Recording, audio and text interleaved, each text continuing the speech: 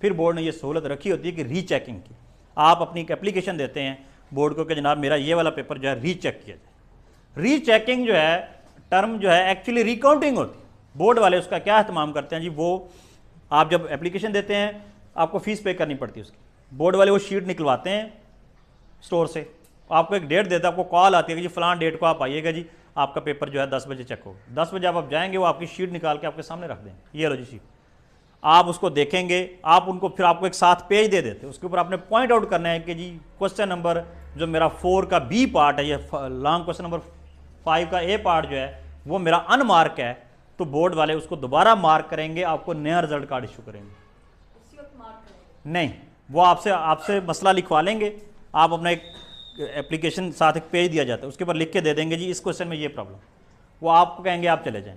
फिर वो एग्जामिनर को बुलाते हैं जिसने वो पेपर मार्क किया होता है। पहली जरूरत